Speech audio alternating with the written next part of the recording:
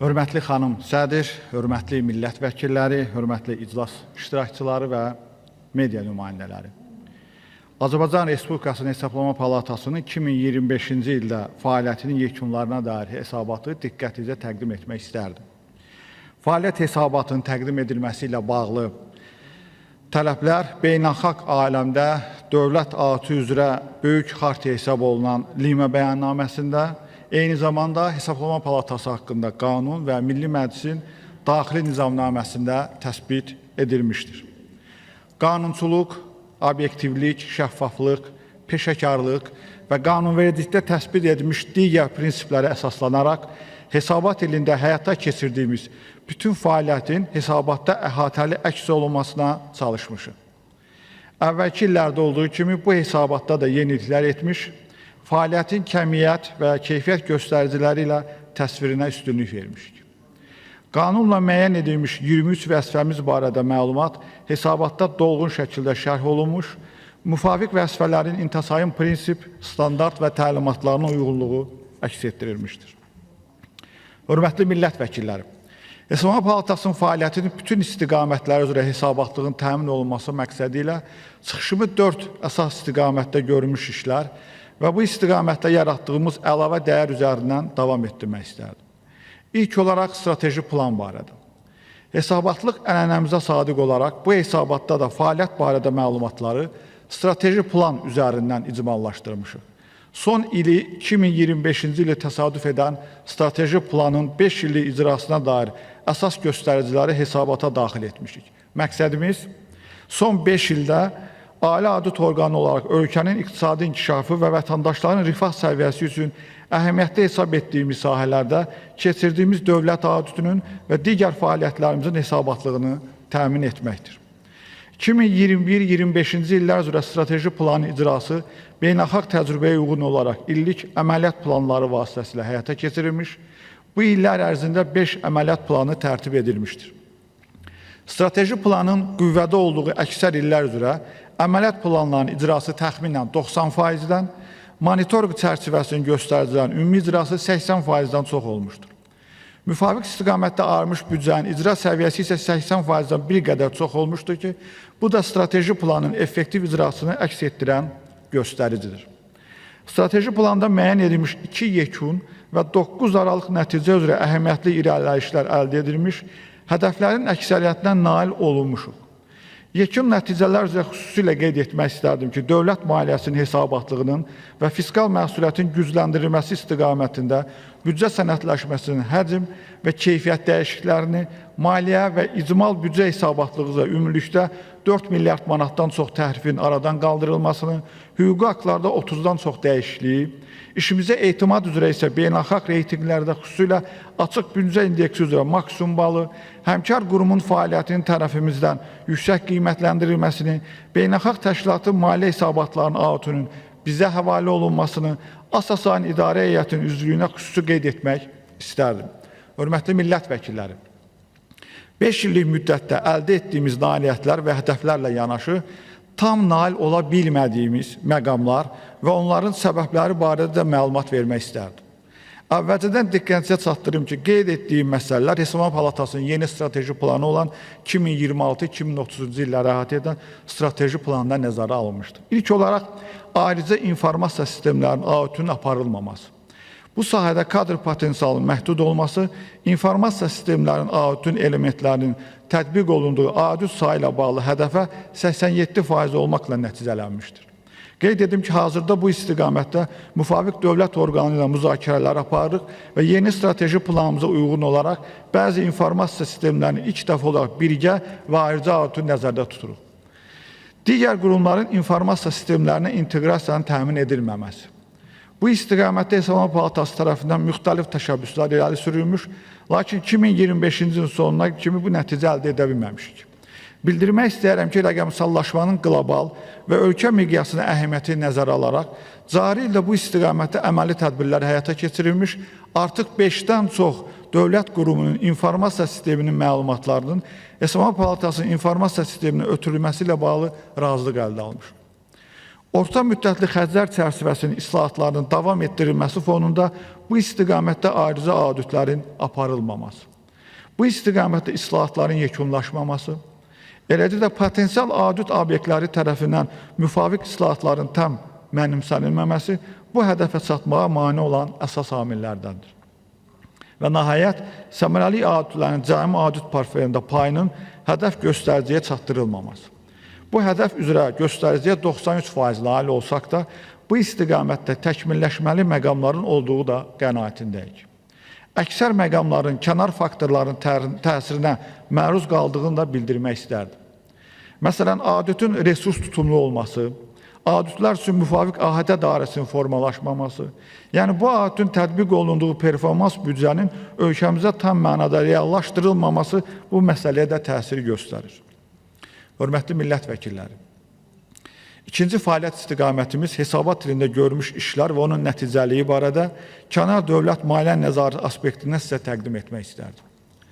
2025-ci ildə tərəfimizdən audit və analitik fəaliyyət formasında 48 nəzarət tədbirinin keçirilməsi ilə bağlı qərar qəbul olunmuşdur. Bunlardan birinin nəticələrinin rəsmiləşməsi cari ilə keçirilmişdir. Audit portfelinin kəmiyyət göstəricilərinə əsasən stabilliyin saxlanmasına hədəflənsək də, portfelin keyfiyyət göstəricilərinin yüksəldilməsinə yönəlik tədbirlər həyata keçirmişik. Bu, həm auditlərin əhatə etdiyi mövzuların müxtəlifliyində və aktuallığında, həm də ilk dəfə audit və analitik formada əhatə olan qurumların sayında özünü göstərmişdir. Qeyd edim ki, portfelin 47,9%-də audit və ya analitik fəaliyyət ilk dəfə və ya fərqli mövzu üzərindən olaraq keçirilmişdir. Beynəlxalq standartların tələblərindən irəli gələrək, hesabat ilində tətbiqinə başladığımız yeni keyfiyyətin idarə etmə sistemi də auditin planlaşdırılması, keçirilməsi və nəticələrin rəsmiləşməsi mərhələlərinin peşəkar baxışdan keçirilməsini təmin etməklə audit keyfiyyətinin yüksəldilməsinə töhfə vermişdir. Auditlərin əhatə dairəsinin əsas hissəsi icmal büdcənin müxtəlif elementlərini təşkil etmişdir.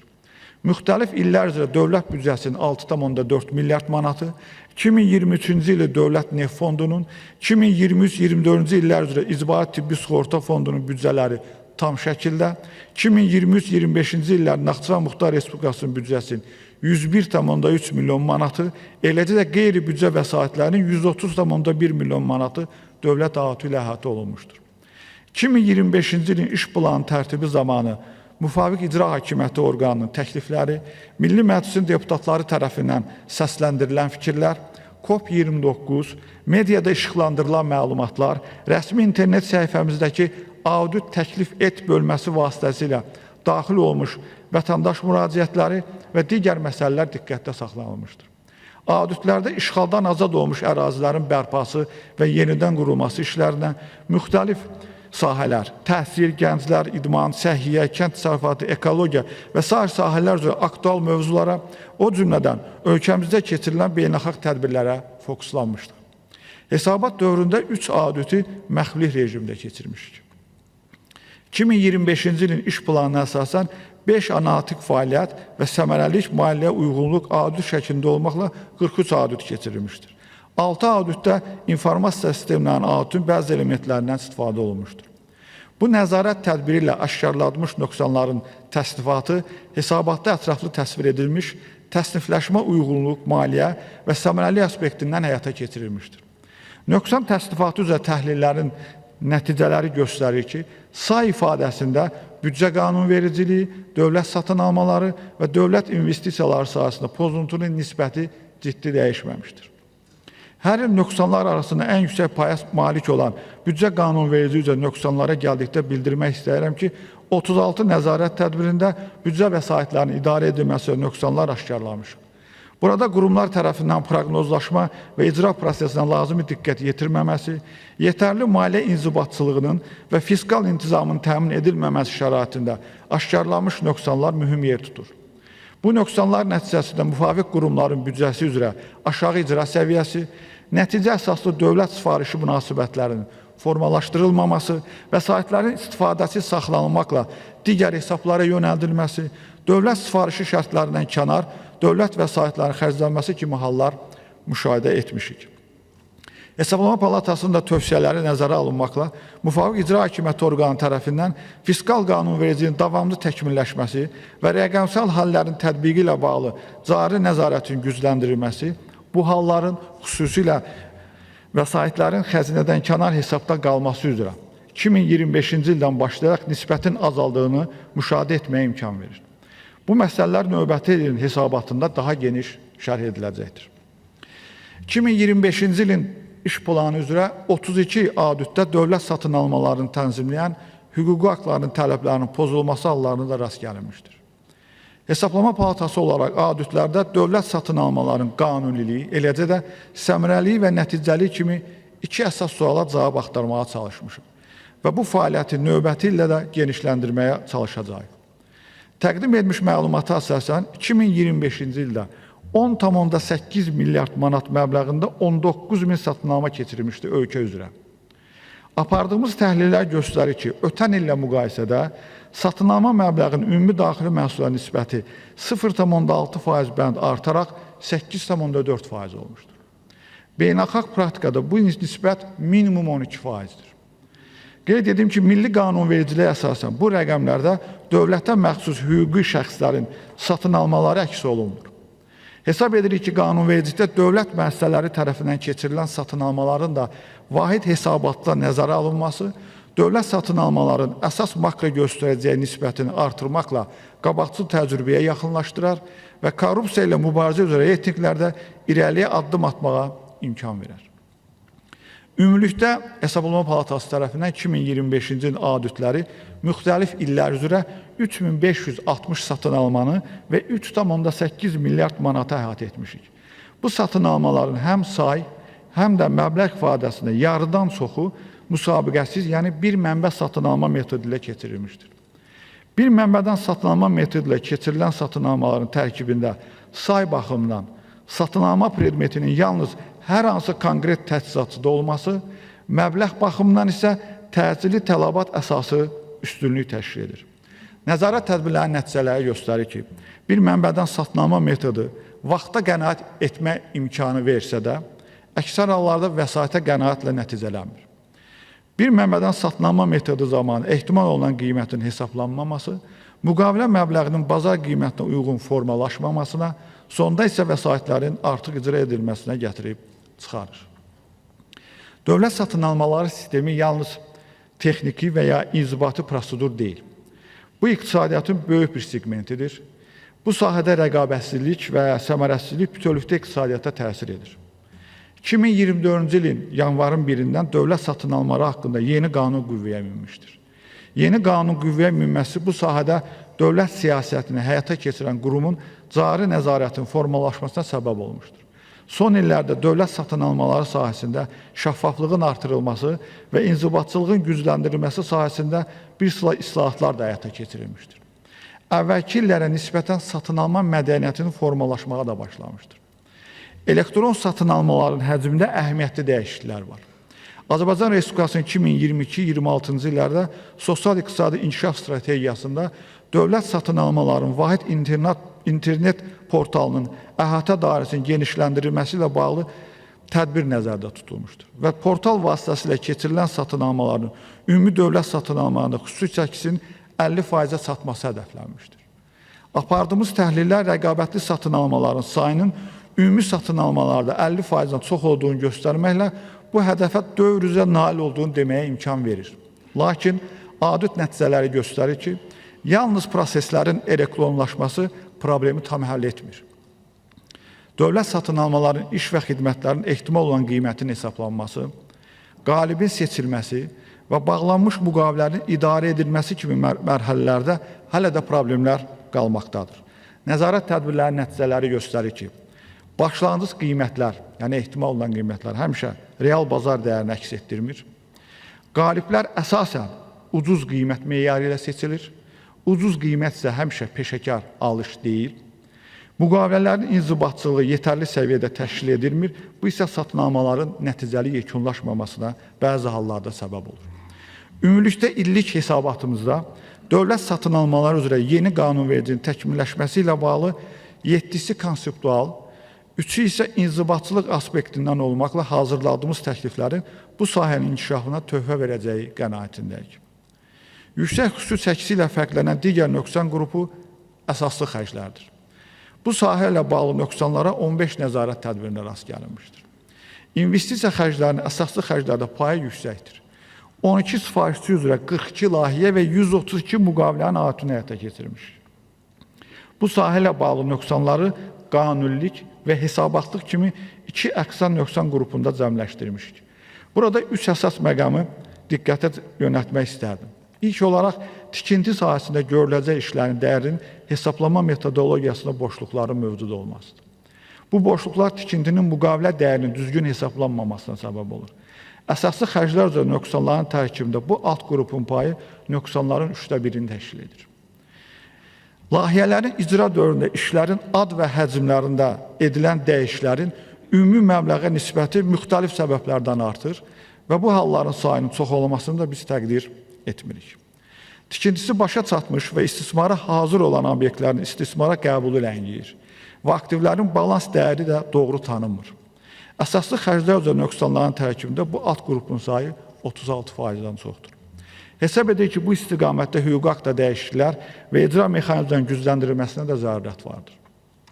Eyni zamanda hesab edirik ki, Azərbaycan Respublikasının 2022-26-cı illərdə sosial-iqtisadi inkişaf strategiyasına uyğun olaraq dövlət investisiya layihələrinin idarə edilməsində səmərəliliyin yüksəldilməsi məqsədilə yeni qaydanın qəbul edilməsi, dövlət investisiya layihələrinin icrasına monitorinq sisteminin yaradılması və cari ildən tətbiqi dövlət investisiyalarının səmərəliliyinin artmasına səbəb olacaqdır. Hörmətli millət vəkilləri, pozuntuların say ifadəsi ilə bağlı məlumatlardan sonra pozuntuların məbləğ ifadəsində əsas göstəriciləri çıxışımı davam etdirmək istərdim. 2025-ci ilin iş planı çərçivəsində kənar dövlət maliyyə nəzarət tədbirləri ilə ümumilikdə 1 milyard 554 milyon manat məbləğində nöqsan aşkarlanmışdır. Bu məbləğin 37,6% və yaxud 584,8 milyon manatı uyğunsuzluq məbləğidir. Uyğunsuzluq məbləğinin 170,4 milyon manatın büdcəyə hesablanmış zərər təşkil etmişdir. Büdcəyə hesablanmış zərərin 101,5 milyon manatı üzrə vəsaitin bərpası, 40,2 milyon manatı üzrə müvafiq materialların prokurorluq orqanlarına göndərilməsi barədə qərar qəbul edilmişdir.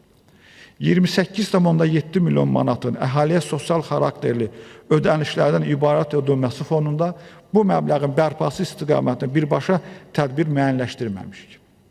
Bu ödənişlərin müvafiq qaydada dayandırılması barədə qərar vermişik.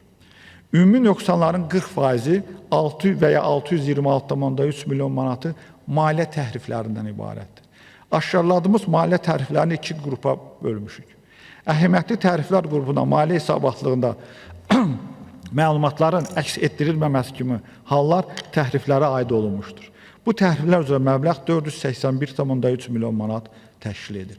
Cəmi təriflərin 145 milyon manatı isə digər təriflərdən ibarət olmuşdur. Təhrif məbləğində gəlir və ya xərcin vaxtında və doğru tanınmaması yüksək pay ilə fərqlənmişdir. Nəhayət, ümumi nöqsanların 22,1% və yaxud 342,9 milyon manatı isə səmərəsiz xərclərdən ibarət olmuşdur. Səmərəsiz xərclər əsasən mal, avadanlıq və obyektin istifadəsiz qalması və ya digər tərəfin istifadəyə verilməsi, qənaət imkanlarından istifadə edilməməsi, hüquqi haqlarda qurumun fəaliyyət istiqamətlərinə aid edildiyi və özü tərəfindən həyata keçirilməli olduğu halda müvafiq fəaliyyətin icra edilməsi üçün satınalmanın keçirilməsi və s. ilə bağlı olmuşdur. Keçirilmiş audit və analitik fəaliyyətlər Strateji Planlaşma İnstitutunun formalaşması fonunda nəticə yönümlü idarəetmə prinsiplərinin tətbiqi, plan büdcə inteqrasiyası və təsir səviyyəsində qiymətləndirmə mexanizmlərinin funksionallığının tam təmin edilmədiyini də göstərmişdir. Hesabat dövründə keçirilmiş auditlərdə bir neçə dövlət proqramının icra vəziyyəti ilə bağlı məqamlara da baxılmışdır. Müəyyən edilmişdir ki, bir sıra dövlət qurumları öz əsasnamələri ilə müəyyən edilən vəzifələri dövlət proqramının tədbirlər planına daxil etmişdir. Tədbirlər müəyyən edilən zaman çərçivəsində və ya ümumiyyətlə icra edilməmiş, bəzi hallarda aşağı keyfiyyətli icra edilmiş, proqramın icrasında gecikmələrə yol verilmişdir. Başa çatdırılmış maliyyə və uyğunluq auditləri üzrə aşkarlanmış nöqsanlar və onların yayılma dərəcəsindən asılı olaraq verilmiş rəylər 3 növdə olmuşdur. Rəylərin 76%-ni müsbət və şərti müsbət rəylər təşkil etmişdir. Hesablama Palatası auditlər zamanı təkcə nöqsanları aşkarlamaqla kifayətlənmir, həm də bu nöqsanların aradan qaldırılması üçün birbaşa audit obyektinə tövsiyələr və ya səlahiyyəti çərçivəsində tədbirlərin görülməsi məqsədi ilə adəti orqanlara məlumat təqdim edir. Kənar dövlət maliyyə nəzarəti fəaliyyəti üçün təsiri və ya bu fəaliyyət istiqamətlə yaratdığımız əlavə dəyər, o cümlədən tövsiyələrimizin maliyyə effekti barədə məlumatları sizlərlə bölüşmək istərdim. 2025-ci ilin iş planı çərçivəsində nəzarət tədbirlərinin yekunlaşması ilə bağlı 47 kollegiya qərarı qəbul edilmişdir. Bu qərarlarda 303 tədbir müəyyən edilmişdir. Bu tədbirlərin 35-inin qanunvericidə icra üçün müəyyən edilmiş müddəti bitməmişdir. Qalan tədbirin 202-si tam, 29-u qismən, 37-si isə hesabat tərtib olunan tarixədək icra edilməmişdir. Bu da ümumi icranın 71,5% deməkdir. Təhlillərimiz 2 və ya daha çox sayda audit keçirmiş obyektlərin 75%-ni Hesablama Palatasının əvvəlki təklif və tövsiyələrinin nəzərə alınması ilə müvafiq obyektlərin maliyyə fəaliyyətinin intizamın nisbətən gücləndiyini, nöqsanların növləri və saylarının, eləcə də onların maliyyə yükünün davamlı şəkildə azaldığını, dövlət vəsaitinə qənaət edilmə hallarının artdığını göstərir. 2025-ci il iş planı üzrə dövlət vəsaitinin bərpası müəyyən edilmiş 101,5 milyon manata qarşı 93,9 milyon manat icra edilmişdir.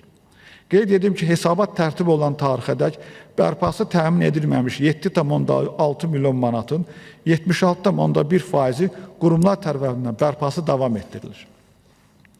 Hesabat ili üzrə bərpa edilmiş 93,9 milyon manatla yanaşı, əvvəlki illərin iş planı üzrə qalıq məbləğlərdən 15,4 milyon manatın, hesabat dövründə pul və əvəzləşmə formasında, habelə cari ilin iş planı üzrə hüquq mühafizə orqanları tərəfindən 0,8 milyon manatın bərpası təmin edilmişdir.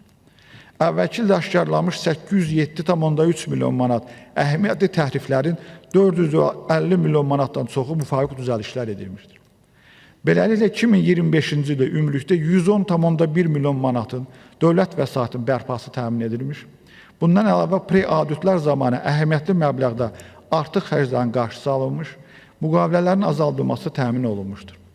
Nəzarət tədbirlərimizin yekunu olaraq diqqətinizə daha bir məqama yönəltmək istərdim. İlk dəfə olaraq nəzarət tədbirlərinin nəticələrinə əsasən sahələr üzrə ən vacib hesab etdiyimiz 25 əsas nəticə və 10 əsas təklifi fəaliyyət hesabatımıza daxil etmişik. Hesab edirik ki, aktuallıq və əhəmiyyətlik baxımdan seçilən nəticə və təkliflərdir. Hörmətli millət vəkilləri, fəaliyyət payədə hesabatlığın 3-cü istiqaməti kimi müəyyənləşdiyimiz dövlət maliyyəsinin idarə edilməsində, o cümlədən büdcə prosesinin iştirakla bağlı çıxışı davam etdirmək istərdim.